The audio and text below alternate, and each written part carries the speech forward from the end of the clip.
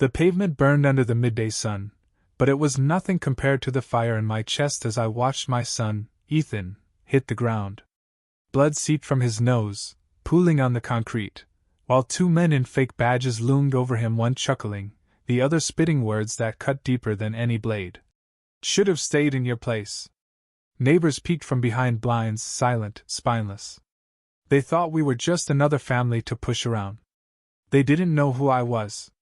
What happened next would unravel their smug little world.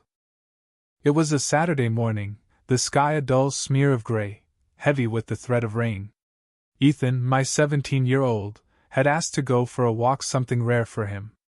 Born with cerebral palsy, he spent most days in a specialized wheelchair, but he'd been practicing with forearm crutches, determined to reclaim a sliver of independence. That day, he wanted to try the community park in Crestwood Heights, our pristine, HOA-run neighborhood of manicured lawns and self-righteous busybodies. I'd bought a foreclosure here 3 years ago, not for the snobbery but for the quiet Ethan needed after his latest surgery. We parked in the handicap spot by the park, the blue placard hanging clearly on my beat-up Toyota RAV4's rear VYEW mirror. Ethan's face was tight with focus as he gripped his crutches, his steps shaky but proud. "Look at me, Dad," he said, a faint grin breaking through. My heart swelled. "I see you, kid," I replied, swallowing the lump in my throat. 7 seconds. That's how long the moment lasted before a golf cart screeched toward us, tires skidding.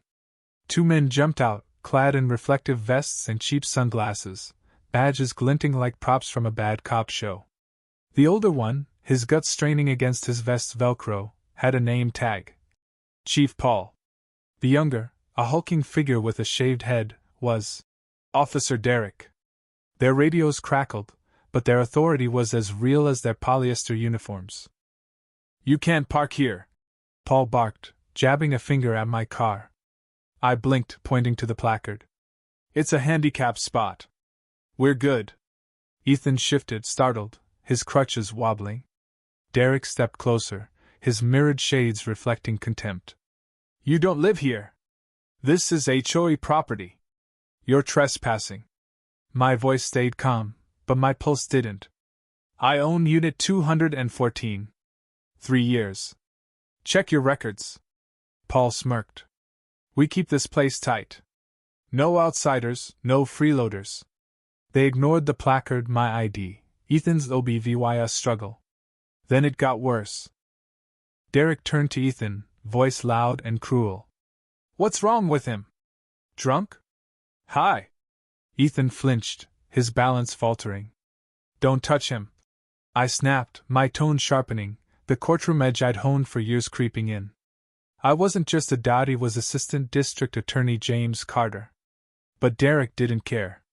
He reached for Ethan, as if to inspect him. Ethan's crutch caught a crack in the pavement.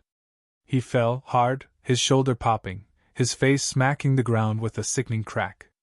Blood trickled. Paul gasped. Derek froze.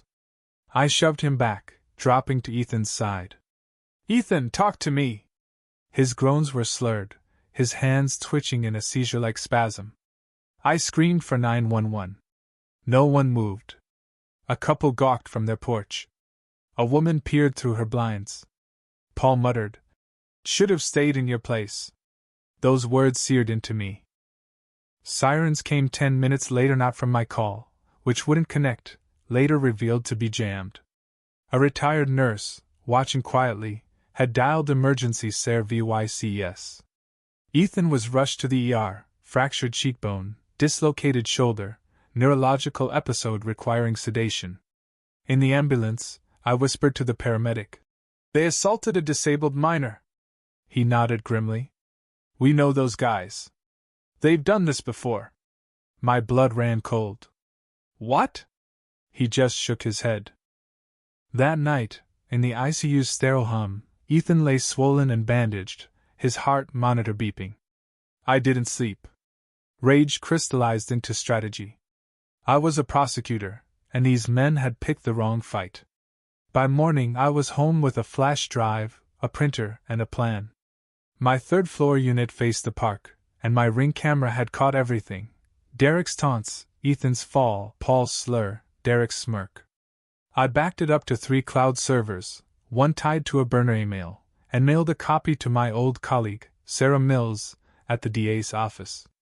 Then I dug into Paul and Derek. Paul Weaver, Chief Paul, was the HOA's ex-treasurer, ousted for skimming due law 4,000 meant for security. Banned from finances, he'd wormed back in as a safety volunteer. Derek Holt had no HOA ties, just a sealed juvenile record from Nevada and a 2019 restraining order for strong-arming tenants at an apartment complex. No credentials, just knockoff badges and bravado. They'd played cop, and it worked until now. By Monday, Ethan was awake, gripping my hand. "Did I mess up, Dad?" he whispered. I forced a smile. "You did nothing wrong." "They did. And I'm going to show them what that costs." I requested an HOA board meeting, and they agreed, probably terrified. Tuesday morning, I walked into the community center's stuffy meeting room, navy suit crisp, briefcase in one hand, EVY Denke box in the other. 6 board members sat stiffly. Paul had the gall to show up, smirking at the table's end. I didn't speak. I pressed play. The footage filled the screen, Ethan's fall, Derek's sneer, Paul's muttered cruelty. A board member, Karen, gasped. Another looked away. Paul didn't blink. "Do you know who I am?" I asked, turning to him. Silence. "I'm Assistant District Attorney James Carter. I prosecute felony assault, CIVYL rights violations, child endangerment. I've taken down cartel bosses, but today it's you." Paul's face twitched. "You impersonated officers, assaulted a disabled minor, VYOLAT 6 HOA bylaws, 3 state statutes. You're not walking away with a fine. You're walking away in cuffs." Karen stammered. "We didn't know he was still." I cut her off. "Then vote. Revoke his access." Now. They did unanimously. Paul was banned from all community property. But I wasn't done. I sent the footage to Sarah, who flagged it for felony charges: aggravated assault, impersonation of a peace officer, conspiracy to commit fraud. Then it leaked someone on the board, not me. Within 48 hours, it was everywhere: Facebook, YouTube, news outlets. The thumbnail was brutal Ethan mid-fall, Derek's smile frozen. The caption: "Fake HOA cops slam disabled teen. Father's prosecutor." The internet erupted. Petitions. Threats. GoFundMe pages. I hadn't wanted the circus, but now I leaned into it. 5 days later, sheriff's deputies knocked. Real ones. Arrest warrants for Paul and Derek. I watched from my porch as they were cuffed, Ethan beside me in his wheelchair. "Dad," he said softly, "is this justice?" "Not yet," I replied. "But it's coming." The courtroom was a battlefield of polished wood and weaponized CIVY lighty. I'd stood here countless times, but never with my son in the witness chair, his voice trembling but clear. Paul and Derek's lawyers tried to move the trial, citing media bias. Judge Eleanor Hayes, sharp as a blade, shut them down. "This community deserves to see justice," she said. "The charges stuck: felony assault on a disabled minor, impersonation, criminal negligence. The trial was televised," I said, the public baying for blood. I wanted something sharper truth. "Ladies and gentlemen," I began, facing the jury, "this isn't about a mix-up. 2 men chose to play cop over protecting a vulnerable child." I pointed to Ethan. "Look at my son. When he hit that pavement, he didn't just break bones. He broke trust in adults, in safety. This is about arrogance." The defense spun tales of concerned citizens and miscommunication, claiming Ethan was unsteady, that I'd escalated things, that the badges were jokes. Then I dropped Exhibit 47, a screenshot from Derek's deleted Facebook, him and Paul in fake uniforms, captioned, "Patrol squad keeping the weirdos out." Dated 3 days before the incident. The jury's faces hardened. "Care to explain weirdos, Mr. Holt?" I asked. Objection sustained. Didn't matter. The room felt it.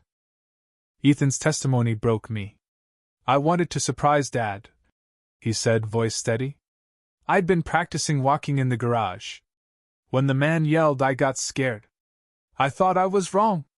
Then I fell and… I don't remember. Silence choked the room. I don't want them in jail, he whispered. I just want them to know they were wrong. Paul looked away. Derek didn't. Then came Lisa Grant, ex-HOA secretary, trembling on the stand.